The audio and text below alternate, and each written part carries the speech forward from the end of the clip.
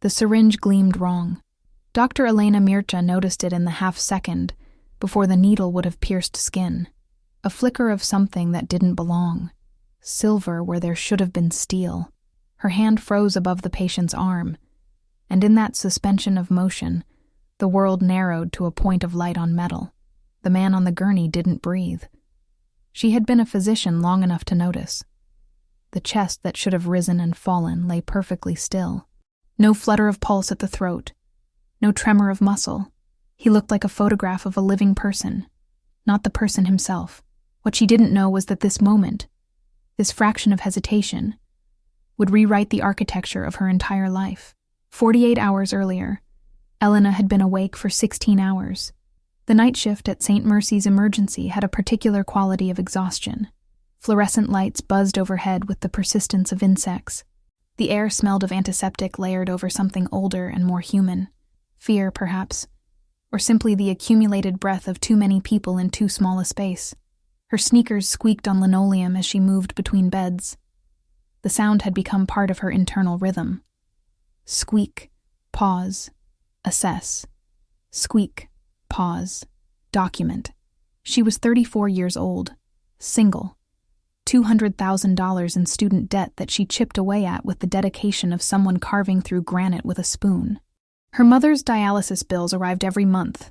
Elena paid them every month. The arrangement had the weight of ritual. She rolled her shoulders and felt the knot between her shoulder blades. A permanent fixture now, like a second spine made of tension. The coffee in her thermos had gone cold 3 hours ago. She drank it anyway, standing at the nurse's station, staring at a chart without really seeing it. Her hair had escaped its bun in stages throughout the shift. Dark strands fell against her neck. She tucked them back without thinking. A resident passed by, young enough that the exhaustion hadn't yet carved permanent lines around his eyes. "How much longer on your shift?" he asked. 2 hours, she said. "You?" 4. They shared the look of people in a lifeboat. Then he moved on, and she returned to the chart. The ordinary swallowed her whole. It always did. That was the trick of emergency medicine. You stopped noticing the blood after a while. The screaming became background noise. You developed a kind of amnesia about horror, because if you didn't, you'd never sleep again. Elena had learned to sleep. Mostly. Her apartment was a studio in a building that had been scheduled for renovation for 5 years. The shower ran cold more often than hot. The neighbors above her fought in a language she didn't speak, but had learned to interpret by volume and duration. She kept the place clean in the mechanical way of someone who didn't spend much time there. A bed, a table, a chair, books stacked against the wall because there was no shelf. Medical textbooks, mostly. A few novels she'd bought with good intentions and never opened. On the table, beneath a layer of unopened mail, was a photograph of her mother, taken 10 years ago, before the kidney failure, before the dialysis, before Elena's life had narrowed to 2 points, the hospital and the debt. Her mother smiled in the photograph. Elena couldn't remember the last time she'd seen that smile in person. The intercom crackled. Dr. Mircha, incoming trauma. MVA, male, unresponsive, motor vehicle accident. She acknowledged the call and moved toward the bay, pulled on fresh gloves.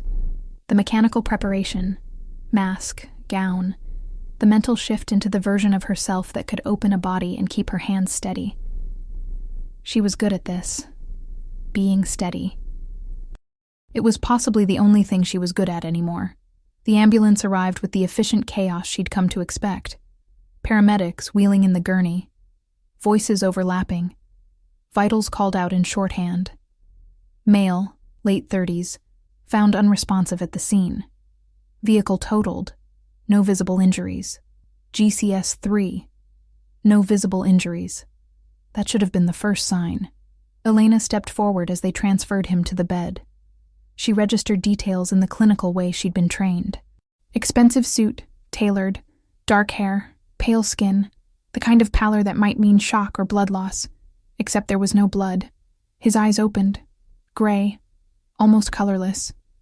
They fixed on her with a clarity that didn't match unresponsive. "Don't," he said. His voice was low, controlled. not the voice of someone in shock. "Sir, I need you to stay still," Elena said. She reached for his wrist to check the pulse. His skin was cold under her fingers. Too cold. "You need to let me leave. You were in an accident. You need observation." He looked at her with an intensity that made her aware of her own heartbeat. Then his gaze shifted to the side, and she followed it. There was a child in the corner of the trauma bay. A boy, maybe 8 years old. Dark hair like the man on the gurney. Same pale skin. He sat in a plastic chair with his hands folded in his lap, unnaturally still. Elena blinked. She hadn't noticed him come in. The boy's eyes were too old for his face. He watched her without blinking, and something in that gaze made her chest tighten. A nurse approached with the IV kit. Elena glanced at the tray and saw it again. That flicker of wrong. Silver. Just a trace, but enough. "Use saline," she said. "No additives." The nurse frowned but complied. When Elena looked back at the man, he was still watching her. His expression had shifted into something she couldn't name. Calculation, maybe. Or surprise. She turned her attention to the boy. He hadn't moved, hadn't made a sound, but there was something in the rigid way he held himself that reminded her of patients in pain who had learned not to show it. She crossed the room, crouched down in front of him. "Hey," she said softly. "What's your name?" The boy didn't answer. His eyes tracked her face, searching for something. Elena shrugged off her cardigan. It was gray, worn soft from years of washing. She draped it over his thin shoulders. "It's cold in here," she said. "You can keep that for now." The boy's fingers curled slowly into the fabric. He looked down at it, then back at her. For the first time that night, something in his expression softened.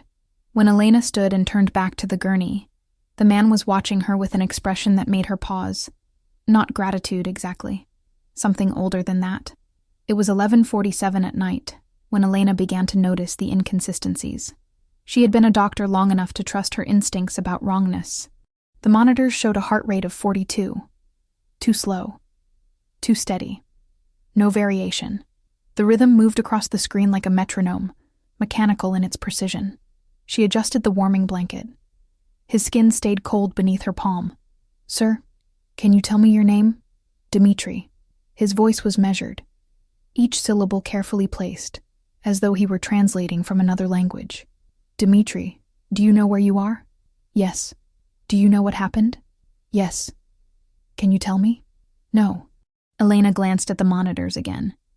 Blood pressure normal, oxygen saturation reading at 98%, but she hadn't heard him take a breath since he'd opened his eyes. She pulled a penlight from her pocket. "May I check your pupils?" He didn't respond, but he didn't resist. She leaned in, shone the light. His pupils contracted with inhuman precision. Instant, symmetrical, no gradual adjustment. Like a camera aperture. She clicked off the light and stepped back. "You should let me go," he said. "You need observation. I need to leave before they find me here." "Who?" He didn't answer. His eyes moved past her to the boy in the corner. The child, she still didn't know his name, sat wrapped in her cardigan. He watched them both with that same eerie stillness. Elena had worked pediatrics during her residency. Children didn't sit like that. They fidgeted. They cried. They demanded attention, or they withdrew completely. But they moved. This boy looked carved from wax. She crossed back to him. Crouched down again. "Is that your father?" She gestured toward the gurney. The boy nodded once. "Are you hurt?" He shook his head. "Can you tell me your name?" He stared at her for a long moment. Then he lifted his hands. Elena's breath caught. She recognized the motion. American Sign Language. She had learned basic signs years ago for a patient, a deaf girl who'd come in after a car accident. Elena had spent 3 weeks visiting her during recovery, learning signs from the girl's mother. She hadn't used it in years, but the memory was there. The boy signed slowly, Lucien. She signed back carefully. "Are you okay?" His small face transformed. The wax figure became a child again. He signed faster now, and she caught fragments. "Safe. Now. Because of you." Elena felt something shift in her chest, a warmth that didn't belong in a fluorescent trauma bay at midnight. A nurse appeared at her shoulder. "Dr. Murcha, we need you in Bay 3. Give me 5 minutes. It's a pediatric case. Respiratory distress." Elena looked back at Lucian, then at the man on the gurney, Dmitri, who watched her with that same unreadable intensity. "I'll be back," she told them both. Bay 3 demanded her full attention for the next 20 minutes. A 4-year-old with croup, airways narrowing, parents frantic. She administered epinephrine, watched the child's breathing ease, spoke to the parents in the calm voice she'd perfected over years of practice. By the time she returned to Bay 1, it was 12:15. The bay was darker. Someone had dimmed the overhead lights. Dmitri sat upright on the gurney now, the IV line disconnected and hanging loose. No blood on the insertion site. Lucian stood beside him, still wrapped in the cardigan. "You need to stay lying down," Elena said. "No," Dmitri replied. "I don't." She moved closer. "You were in a serious accident." "No, I wasn't. The paramedics said—" The paramedics were mistaken. Elena stopped 3 feet away. The wrongness she'd been feeling crystallized into something sharper. She looked at him, really looked, and saw the truth she'd been too tired to name. His chest didn't move. Not once. No rise and fall of respiration. No subtle shift of ribs. Nothing. "You're not breathing," she said. "No. Your heart rate is 42. That should mean bradycardia. Shock. But you're sitting upright. Alert. Your skin is cold, but you're not shivering. No. What are you?" Before he could answer, the lights went out. The emergency generators kicked in after 3 seconds. Red backup lighting flooded the bay, painting everything in shades of crimson and shadow. Elena heard glass breaking in the lobby, distant shouts. Then a sound she'd never heard before. A hiss, low and organic, like air escaping from a wound. Dmitri was on his feet.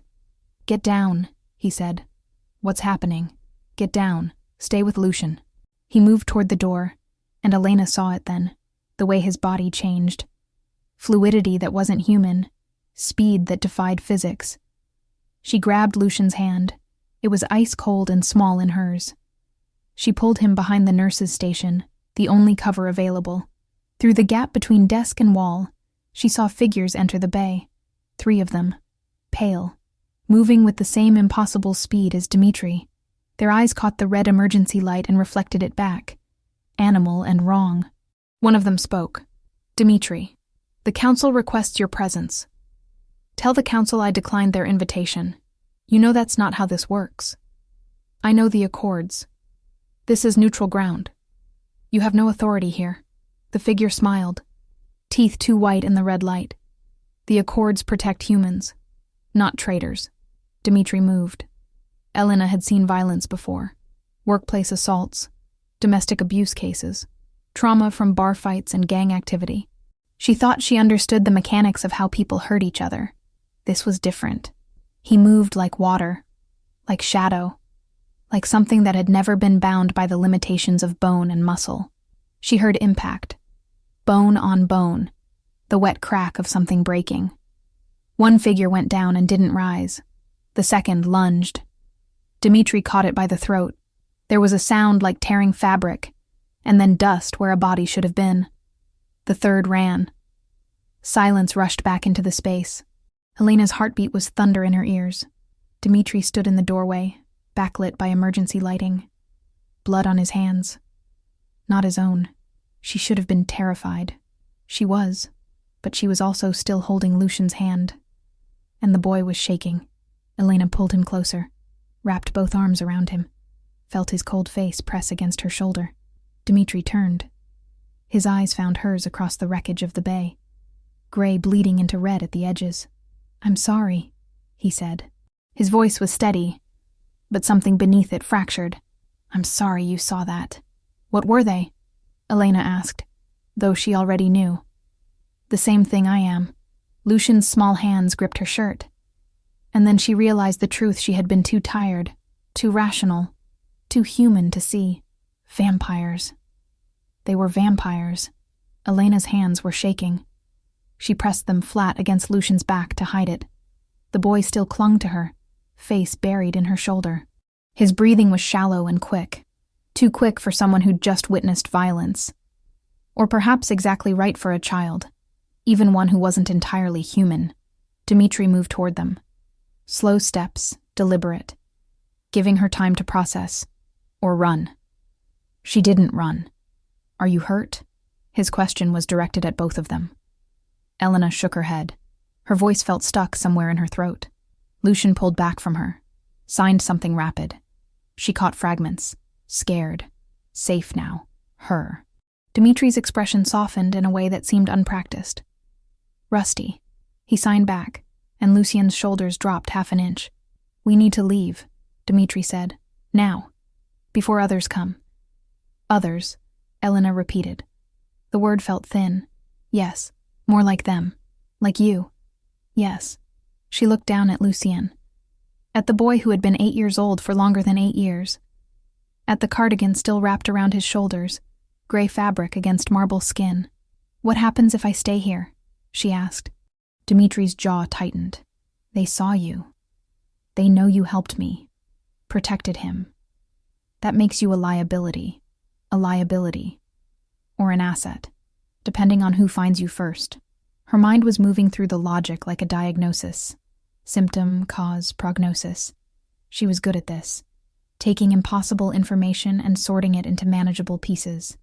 Vampires existed. Dmitri was one. Lucien was one.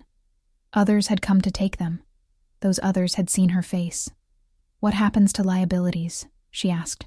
Dmitri held her gaze. They disappear. Lucian's hand found hers again. Squeezed. Elena took a breath. The air still smelled of antiseptic and something newer, copper and ash. Where would we go? Somewhere they can't reach you. Covenant territory. Covenant. The treaty zones. Neutral ground protected under the Accords. There are places even the Council won't violate. And my mother? Dmitri paused. Tell me where she is. I'll have her moved within the hour. Moved where? Somewhere safe. With medical care. Better than what she has now. Elena wanted to argue. Wanted to demand details, proof, guarantees. But Lucian was still holding her hand, and there were 2 bodies dissolving into ash on the floor of her trauma bay. She gave Dmitri the address. He pulled a phone from his pocket. Not a smartphone. Something older, simpler. He typed with precision and put it away. Done. She'll be collected before dawn. 2 guards. A physician will meet her at the safe house.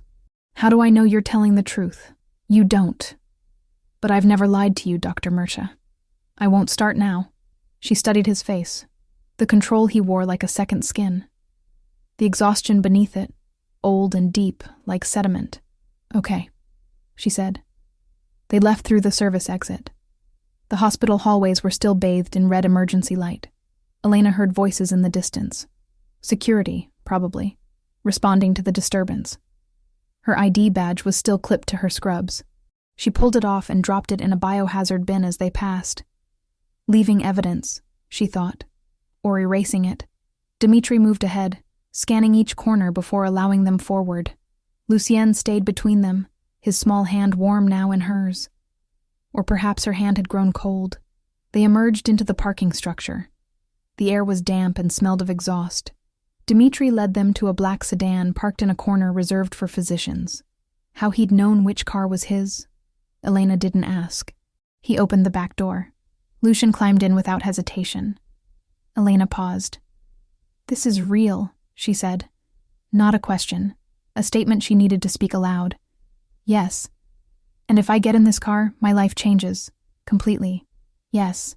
Can I go back? Ever? Dmitri looked at her. Gray eyes in the sodium light. No.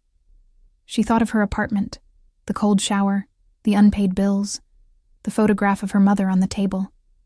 She thought of Lucian's hand in hers, the way he'd signed safe now because of you.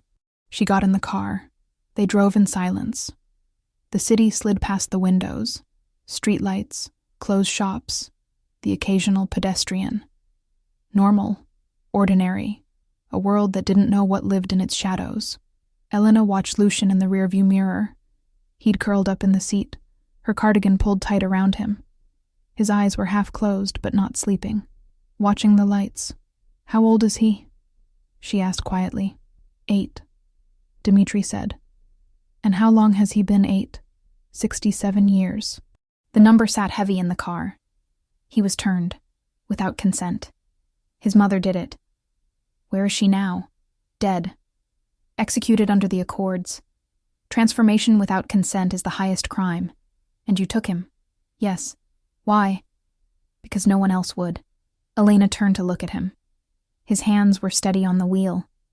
His profile could have been carved from stone. "You're his father," she said. "I am now." They turned onto a street Elena didn't recognize. Old buildings, industrial, the kind of area that emptied after dark. Dimitri pulled into an alley, stopped in front of a steel door marked with symbols she couldn't read. "Where are we?" "Home," he said. He got out, opened Lucian's door first, then hers. The boy took Dimitri's hand without hesitation. Elena stepped onto pavement that was cleaner than it should have been. The alley had no trash, no graffiti, just smooth concrete and that steel door. Dimitri pressed his palm to a panel beside the door. It glowed blue, then green. The door opened. Beyond it was a descending staircase. Modern, lit by recessed lighting that didn't hurt to look at. "After you," Dimitri said. Elena looked back at the street. The normal world. The last chance to run. Then she looked at Lucien. He signed something. She didn't catch all of it, but she understood the shape. "Please." She descended. The stairs went down 3 floors. The walls were stone, old, but the fixtures were new. Climate control hummed softly. At the bottom was another door, heavy and silent when it opened. The space beyond was impossible. A residence carved from stone and time. Tapestries on walls that had seen centuries. Furniture that belonged in museums. But also screens, tablets, medical equipment in alcoves. A fusion of ancient and modern that shouldn't have worked but did. Elena stopped in the threshold. "Welcome," Dimitri said, "to the Eastern Covenant." Lucien tugged her hand, pulled her inside. The door closed behind them with a sound like a heart stopping. And Elena Mircha realized that the world she'd known, the ordinary world of emergency medicine and unpaid bills and cold showers, had just become a memory.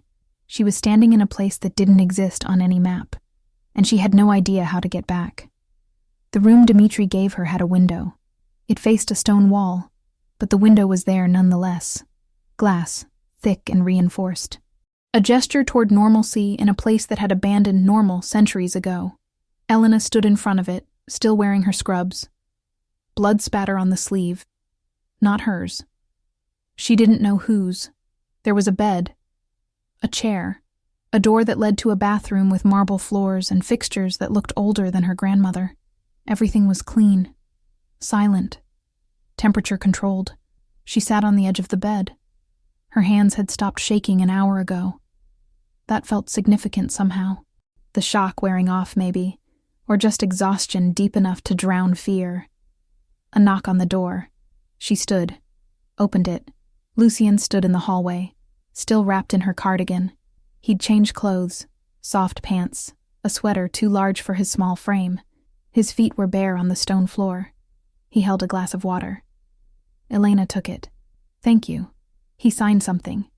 She caught the words, "sleep and safe." "You should sleep too," she said aloud, then repeated it in signs. Her hands felt clumsy, unpracticed. Lucien smiled. A small expression, but genuine. He turned and padded down the hallway. Elena watched until he disappeared around a corner. She closed the door, drank the water. It tasted clean and cold and entirely normal. She didn't sleep. Morning came without sunrise. No light penetrated the stone walls. Elena knew it was morning only because her body told her so. The heaviness in her limbs, the grit in her eyes. She showered, found clean clothes in the dresser. Simple, her size. She didn't ask herself how they knew. When she emerged, Dimitri was waiting in the hallway. He'd changed as well. Dark clothing, tailored. He looked like a man who'd stepped out of an expensive office, Not someone who'd killed 2 beings with his bare hands 6 hours ago. Did you sleep? He asked. No. He nodded, as if he'd expected that. Come. I'll show you the rest.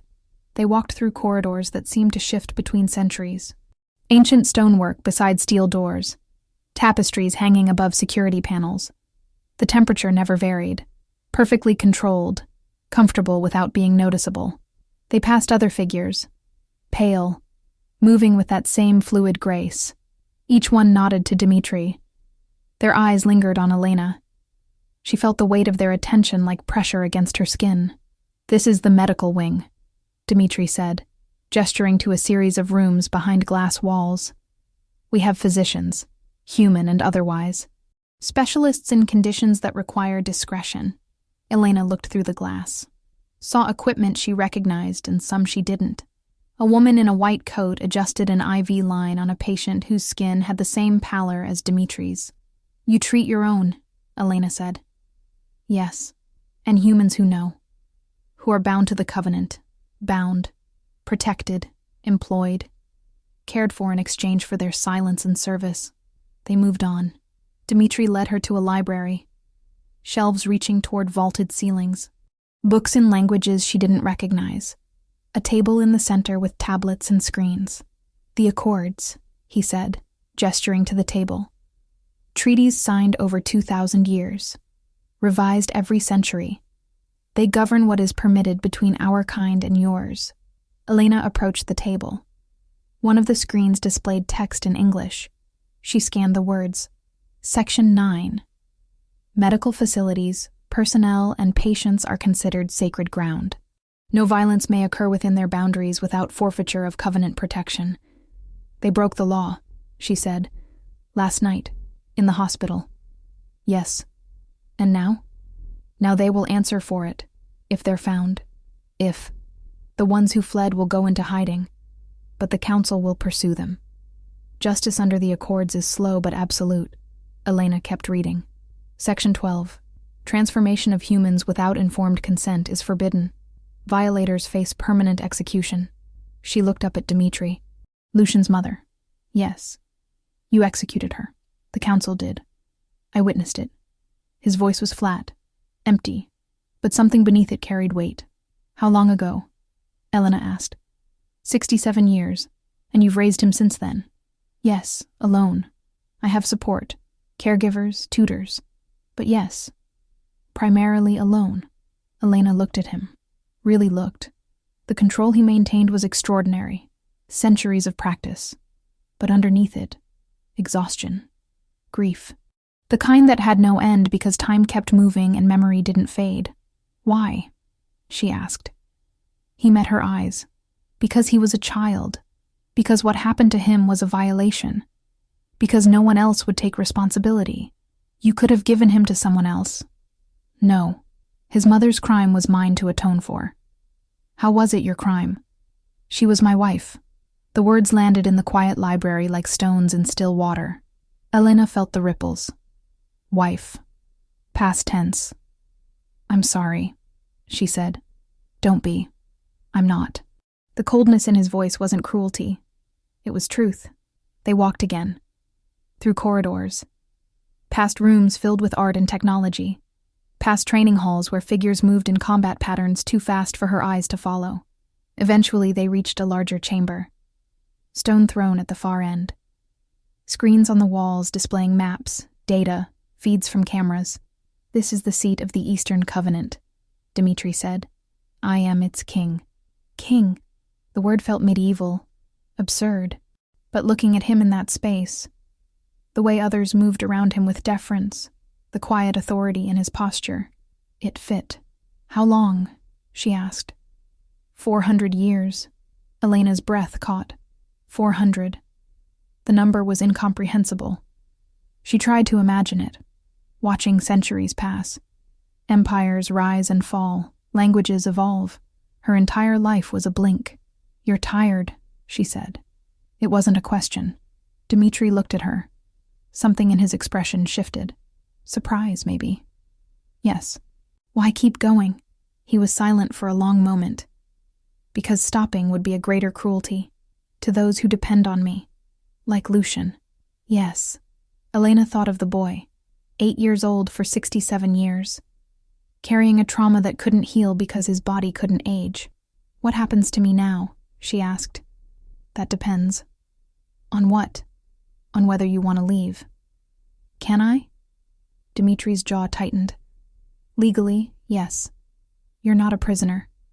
But practically, no. They've seen you. They know you helped me.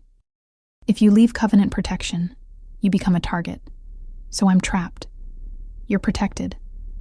There's a difference. Elena looked around the chamber, at the stone and screens, at the maps showing territories she didn't understand. What would I do here? She asked. Whatever you choose. We have medical facilities that need consultation. Human perspective is valuable when treating humans who've been affected by our world. You'd be compensated. Well, and my mother? Safe, being cared for as we speak. Dialysis equipment in her room. A nurse on call. All expenses covered. Why? Elena asked. Why do all this for me? Dimitri stepped closer. His gray eyes held hers. Because you covered my son with your sweater. Because you signed to him when no one has bothered to learn his language in 67 years. Because you saw what I am, and your first instinct was to protect him, not yourself. He paused. Because kindness like that is rare. And it should be protected. Elena felt something in her chest crack open. Not fear. Something else. Okay, she said. Okay, I'll stay. For now. Dimitri's expression shifted again. Relief, perhaps. Or something older. Thank you. Don't thank me yet. I don't even know what I'm agreeing to. A small smile touched his mouth. The first she'd seen. Neither do I, he said. 3 days passed in the underground. Elena learned to navigate by landmarks instead of sunlight. The tapestry with golden thread marked the way to the library. The corridor with recessed blue lighting led to the medical wing. The scent of old paper meant she was near Dimitri's study. She fell into a routine without meaning to. Mornings spent reviewing medical files, humans who'd been injured in the crossfire of Covenant politics, who needed treatment but couldn't go to regular hospitals. Afternoons in the library, reading the accords, trying to understand the architecture of this hidden world. Evenings with Lucian. The boy sought her out. Every night, just after 8, he would appear in whatever room she occupied. Sometimes he brought books. Sometimes he just sat beside her, content with silence. On the 3rd night, he taught her more signs. They sat in her room, cross-legged on the floor. Lucian's hands moved with patient precision, showing her the shapes for home, safe, family. She repeated them. Her fingers clumsy but earnest. He smiled when she got them right. How long have you known sign language? She asked, speaking and signing simultaneously. Lucian held up fingers. 5. Then pointed to himself and signed boy. 5 years, she understood. Since he'd been turned. Since he'd stopped being able to speak. She wanted to ask why. Wanted to understand what trauma could steal a child's voice. But his eyes held something fragile. And she didn't press. Instead, she signed. Thank you for teaching me. He signed back. Thank you for learning. A knock on the open door. Dimitri stood in the threshold. He'd removed his jacket. Sleeves rolled to his elbows. He looked almost human like that. Almost. It's late, he said to Lucienne. You should rest. Lucienne stood. Signed goodnight to Elena. She signed it back. The boy padded past Dimitri, who watched him go with an expression Elena was beginning to recognize. Tenderness buried under centuries of control. May I come in? Dimitri asked. It's your house. It's your room. She gestured to the chair. He entered but didn't sit. Instead, he moved to the window that faced stone. He was quiet for a long moment. You're adjusting well, he said finally. I'm a doctor. I'm trained to adapt to crisis situations. This isn't a crisis. This is permanence. Elena considered that. The weight of it. How do you do it? She asked. Live this long. Dimitri's shoulders tensed slightly. You find reasons, he said. Small ones. A child who needs you. a treaty that must be upheld, a library that must be maintained. That sounds lonely. It is. The admission was so quiet she almost didn't hear it. She stood, crossed to stand beside him at the window. "How long since you were human?" she asked. 437 years. Do you remember it? Some days more than others. What do you remember most? He was silent. Then, warmth, the way sunlight felt on skin, the way food tasted, the way time moved quickly instead of endlessly. You miss it. Every day. Elena looked at his profile. The perfect stillness of someone who didn't need to breathe. What was your name? Before. Dmitry Kovar. Same as now. And you were turned. Not born this way. No one is born this way. Vampirism is a corruption. A virus, for lack of a better word. It rewrites you at the cellular level. The medical explanation grounded her. Made the impossible feel like something she could understand. Can it be reversed? She asked. No. Have you tried? For 2 centuries. Every scientific advancement. Every medical breakthrough. I've tried them all. And nothing worked. Nothing. He turned to face her. I was 28 when I was turned. I had a wife, 2 children. A farm outside Bucharest. Had, Elena repeated softly. They died. Plague. I survived because I was already infected. Already changing. By the time I understood what I'd become, they were gone. I'm sorry. It was a long time ago. That doesn't make it hurt less. Dimitri's eyes held hers. No, it doesn't. They stood in the silence. Elena felt the cold radiating from him. Not unpleasant, just present. A reminder of difference. Why did you tell me that? She asked. Because you asked, and because you're the first person in a century to see me as something other than a king or a monster. What do I see you as? He smiled, sad and small. I don't know. But it's different, and I've missed different. Elena reached out, slowly, giving him time to step back. He didn't. Her hand rested on his forearm. His skin was cold and smooth as marble. You're not a monster, she said. You don't know what I've done. I know what you're doing now. Raising a child, protecting people, trying to hold together a world that wants to tear itself apart. That doesn't absolve the past. Maybe not. But it counts for something. His hand covered hers. Carefully. As though she might break. Thank you, he said. For what? For staying. They stood like that. Human warmth meeting immortal cold. A bridge between worlds. A small sound from the doorway. Lucien stood there, clutching a blanket. His eyes were wide. Dmitri moved first. Crossed to the boy. Crouched down. Lucien signed something. Nightmare. Dmitri signed back. Safe now. But Lucien shook his head, pointed at Elena. She understood. Crossed to them, knelt down. You want to stay here tonight? She asked, signing as she spoke. Lucien nodded. She looked at Dmitri. He hesitated, then nodded. Lucien climbed onto the bed, wrapped himself in the blanket and her gray cardigan, which he still hadn't returned. Elena sat beside him. Dmitri remained standing, uncertain. You can stay too, Elena said. If you want. He looked at her, then at Lucien, then at the chair. He sat. They stayed like that through the night. Lucien drifting into sleep. Elena reading. Dmitri sitting perfectly still, watching over them both. At some point, Elena's eyes grew heavy. She set down the book. Why did she do it? She asked quietly. His mother. Why turn him without consent? Dmitri's voice was low, controlled. She wanted him to be perfect forever, beautiful and young and hers. She didn't understand what she was taking from him. And you've spent 67 years trying to give it back. Yes, that's love, Elena said.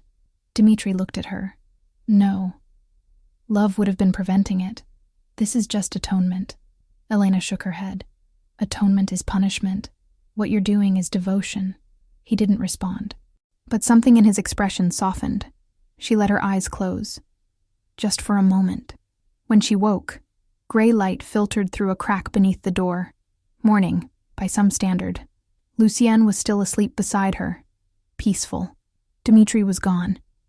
But on the table beside the bed was a note in precise handwriting. Thank you for seeing us. Both of us. Elena folded the note carefully.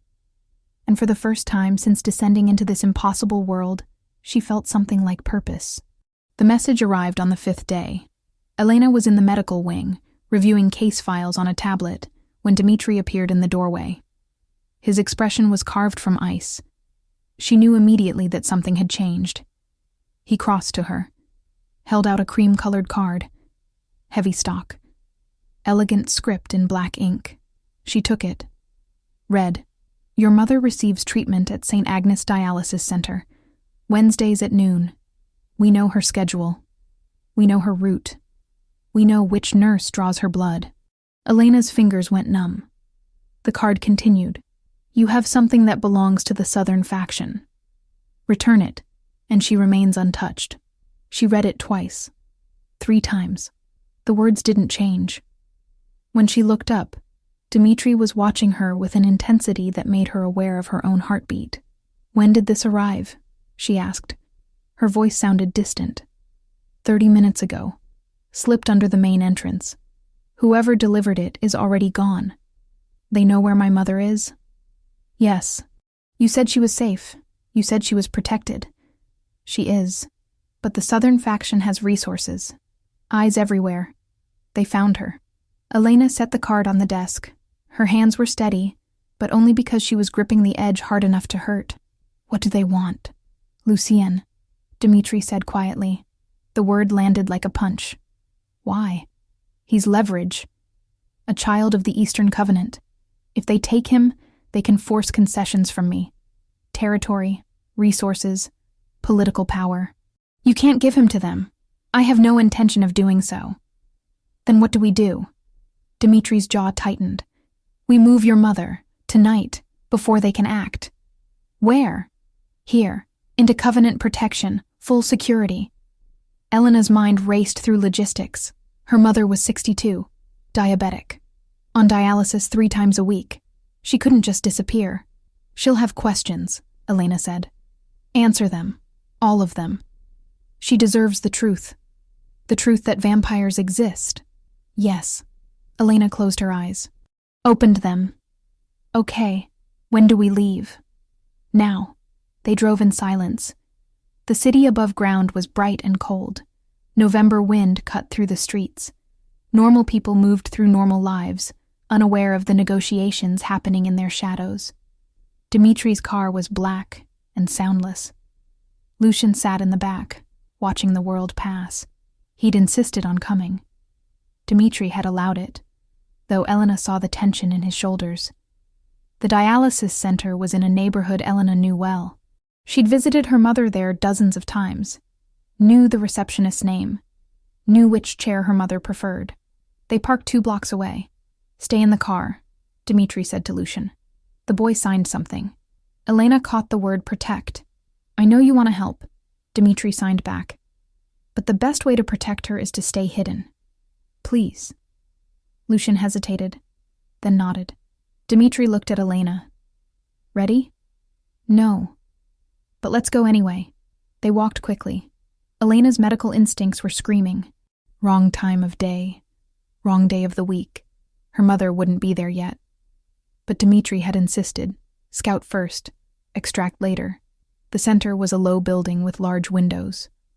Through them, Elena could see the familiar chairs, the machines, the patients hooked to lines, and her mother. She was early. Sitting in her usual chair, reading a magazine. A nurse Elena didn't recognize was preparing the IV line. Elena's breath caught. That's her, she said.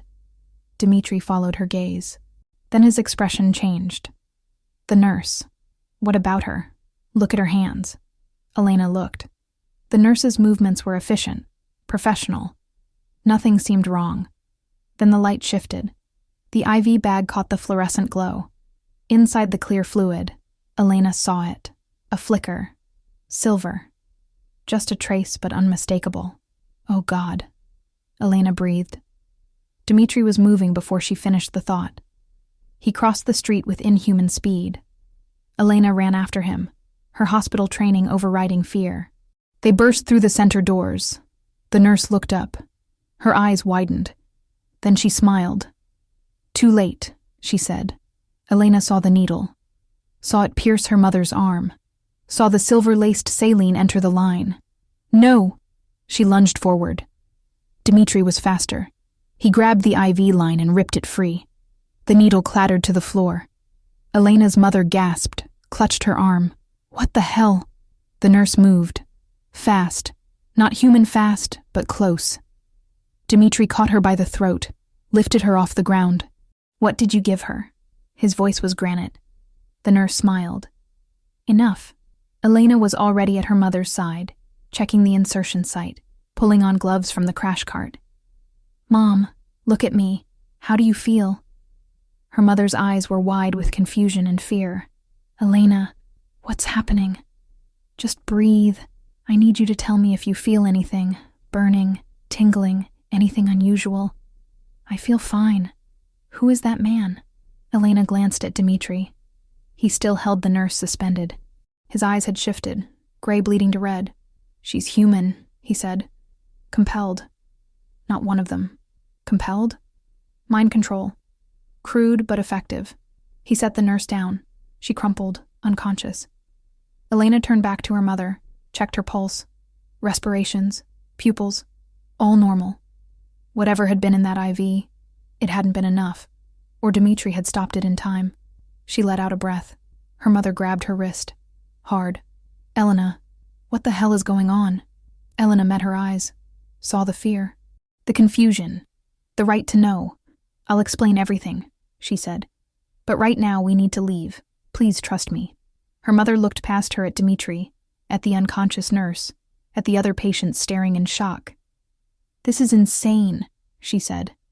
"I know, but it's real, and you're in danger. Please, Mom." Her mother's grip tightened. Then she nodded. They left through the side exit. Dmitri carried Elena's mother to the car. She protested, but he moved too quickly for argument. Lucian opened the door from inside. "Get in," Dmitri said. Elena helped her mother into the back seat. Lucian moved to make room, still wrapped in the gray cardigan. Elena's mother stared at the boy, at his pale skin, his two old eyes. "Who are you people?" she whispered. "Friends," Lucian signed. Elena's mother blinked. "Did he just—" "Yes," Elena said. "I'll explain, I promise." Dmitri pulled into traffic. The city blurred past. "How much was in the line?" Elena asked. "Not much," Dmitri said. "Maybe 10 milliliters. But silver in human blood is still dangerous. We need to flush her system. We can do that at the Covenant?" "Yes. Full chelation therapy. She'll be monitored." Elena looked at her mother, the woman who'd raised her, who'd worked double shifts to put her through medical school, who'd never asked for anything except for Elena to be safe. "I'm sorry," Elena said quietly. Her mother reached over, squeezed her hand. "Just tell me the truth, whatever it is." Elena glanced at Dmitri. He met her eyes in the rearview mirror, nodded. "Okay," Elena said. "The truth." She took a breath. "Mom, vampires are real." Her mother stared at her. Then she looked at Dmitri, at Lucienne, back at Elena. "You're serious?" "Yes." Her mother was silent for a long moment. Then she said, "The way this week's been going? That actually makes sense." Despite everything, Elena laughed. Elena's mother sat in the medical wing, hooked to a chelation line that pulled toxins from her blood. Her name was Irina Mircha. She was 62. She had survived divorce, poverty, diabetes, and now silver poisoning. She watched the IV drip with clinical detachment. "So vampires," she said. "Real vampires." "Yes," Elena replied. "And you've been living with them for almost a week." "Yes." "And that man, Dmitri, he's their king?" "Yes." Irina nodded slowly. "And the boy?" "His son. Adopted." "It's complicated. Everything about this is complicated." Elena couldn't argue with that. Lucienne sat in the corner, drawing on a tablet. He glanced up occasionally, watching Irina with cautious curiosity. Irina looked at him, looked at Elena. He doesn't speak, she said quietly. No, he uses sign language. You know sign language? I'm learning. Irina smiled. Of course you are. The collation took 3 hours. Elena monitored every vitals check. Her mother's levels stabilized. The silver concentration dropped to negligible. By the time they disconnected the line, Irina looked exhausted but alive. How do you feel? Elena asked. Like I've been wrung out and hung to dry. But better. You should rest. I should get answers. Elena helped her to the room Dmitri had prepared. Larger than Elena's. A real window, reinforced but allowing filtered light from somewhere above ground. Irina sat on the bed. Lucian followed them in, hovering near the door. Come here, Irina said to him. He hesitated. Looked at Elena. She nodded. Lucian approached slowly. Stopped a few feet away. Irina studied him. How old are you? He held up 8 fingers. And how long have you been 8? He looked at Elena. She signed the question again, adding context. Lucian signed back. 67. Irina's face softened. Oh, sweetheart. She held out her hand. Lucian stared at it. Then, tentatively, he placed his small, cold hand in hers. You've been very brave, she said. Lucian's eyes filled. Not with tears. Elena didn't think he could cry anymore. But with something close. He signed. Thank you. Irina looked at Elena. What did he say? Thank you. For what? For seeing him. Irina squeezed Lucian's hand gently. Then she let go, and he stepped back, returning to Elena's side. A knock on the door. Dmitri entered. He'd changed clothes, dark suit, hair pulled back, every inch the king.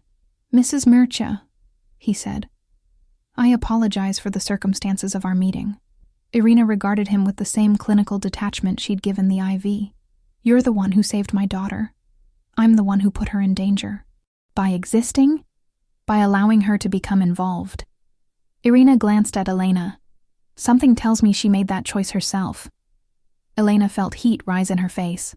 Dmitri's expression shifted slightly. A crack in the control. Yes. She did. Irina stood, crossed to him. She was a full head shorter, but she looked at him without fear. My daughter is brilliant, she said, stubborn, compassionate to a fault. If she's chosen to stay here, to help you, then you must have given her a reason. Dmitri met her gaze. I hope so. So do I. Because if anything happens to her, vampire or not, I will find a way to make you regret it. The threat should have been absurd. A human woman, chronically ill, threatening a 400-year-old vampire king. But Dmitri nodded. Serious. Respectful. Understood, he said. Irina returned to the bed. Good. Now someone explain to me what happens next. Dmitri looked at Elena. She nodded. The southern faction wants Lucien, Dmitri said. They'll continue to escalate until they get him or are stopped. How do we stop them? The council must intervene. Call a tribunal, but that requires evidence of accord violations, attempted harm to protected humans, conspiracy to abduct a minor. And you have that evidence? Some. Not enough. The nurse at the clinic was compelled. Her memory is fragmented. The attackers at the hospital left no bodies, just ash. So we need more. Yes. Or, Elena said quietly, we give them what they want. Everyone turned to look at her. Not Lucian, she clarified quickly. But they think we're vulnerable, scared. What if we use that? Dmitri's eyes narrowed. You want to set a trap. I want to control the variables. We know they'll come for him. So we choose where and when. That puts you in danger. I'm already in danger. We all are. Dmitri was silent, calculating. Lucian tugged Elena's sleeve. Signed, I can help. No. Dmitri signed back. Too dangerous. But Lucian shook his head. Signed faster. They want me. Use me. Catch them. You're 8 years old. Lucian's small face hardened. I'm 75. I'm tired of hiding. The number hit Elena like cold water. 75.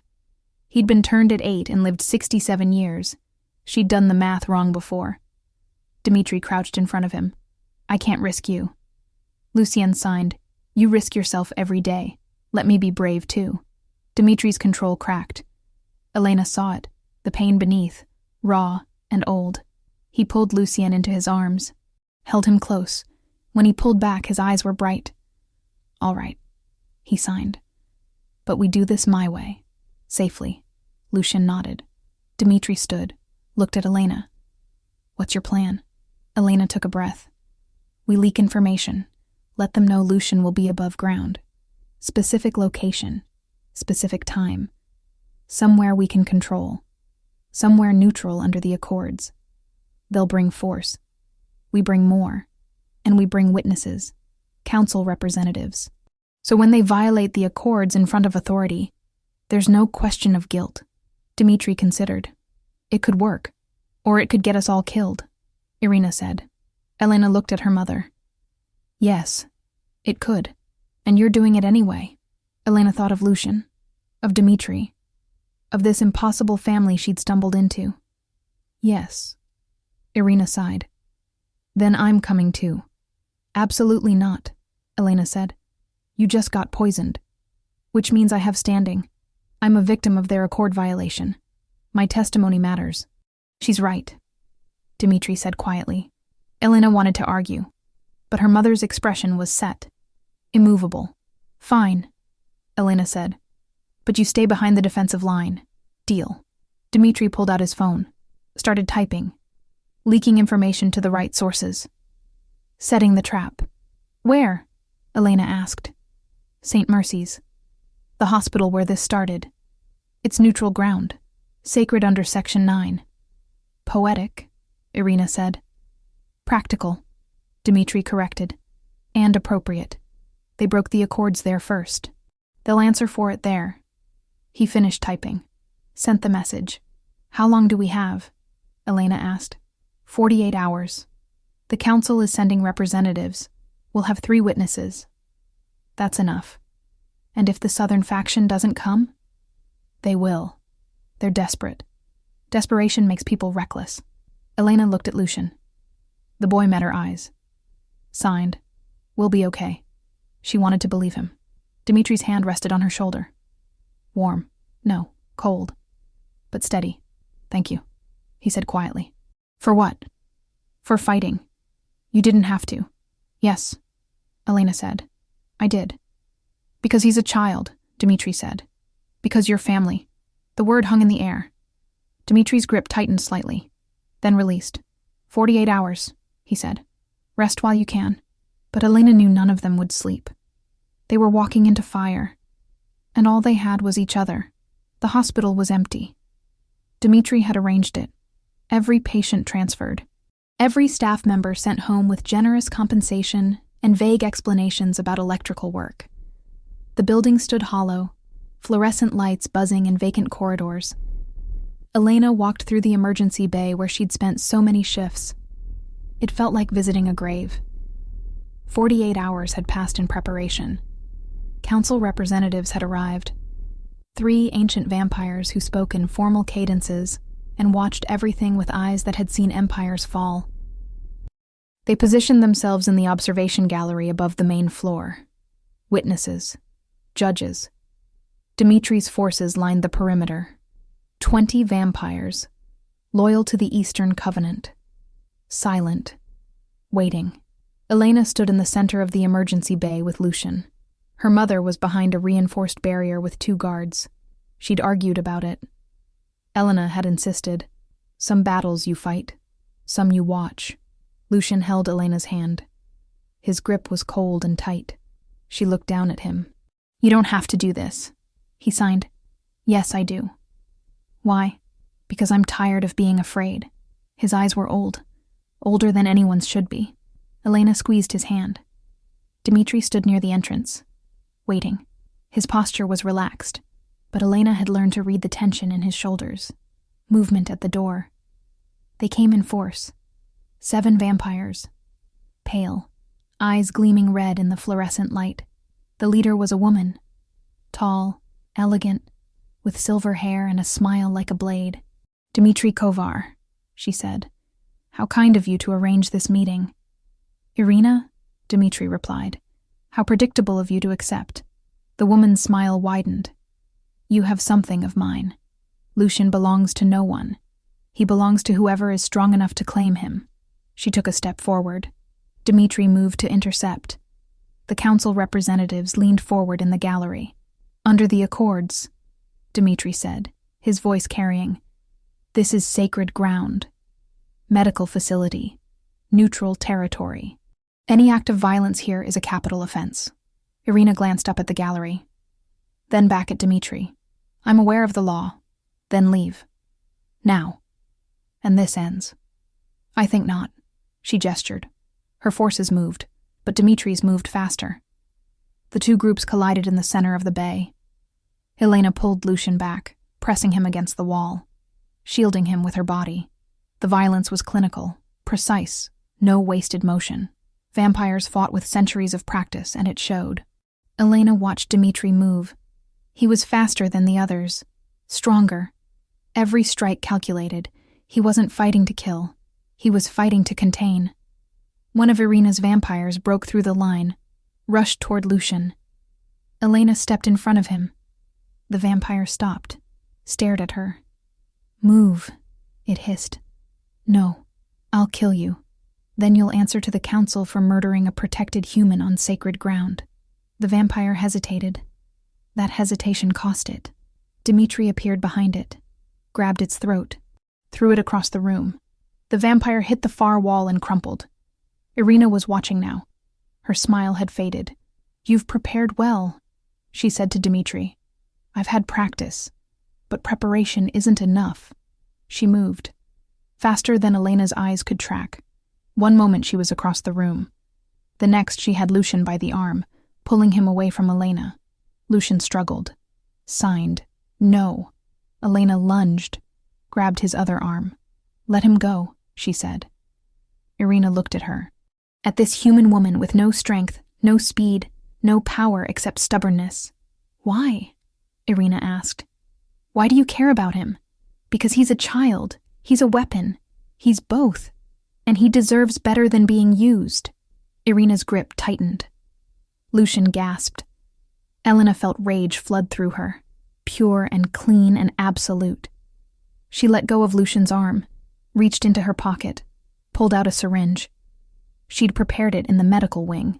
Silver nitrate solution, concentrated, enough to burn vampire flesh on contact. She stabbed it into Irina's arm. Irina screamed, released Lucian, staggered back.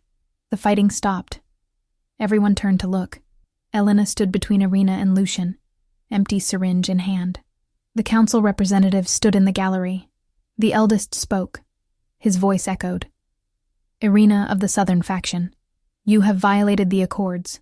Assault on a minor, attempted abduction, violence on sacred ground, all witnessed, all documented. Irina clutched her arm. The flesh was blackened where the silver had burned. He was mine by right, she said. He was never yours. The council representative gestured.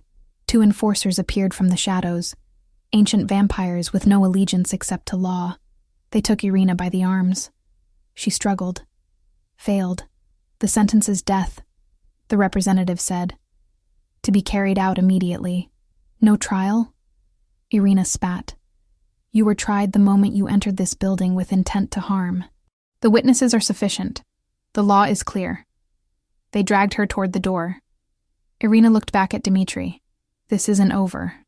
Yes, he said quietly. It is. She was gone. The remaining Southern faction vampires stood frozen. The council representative looked at them.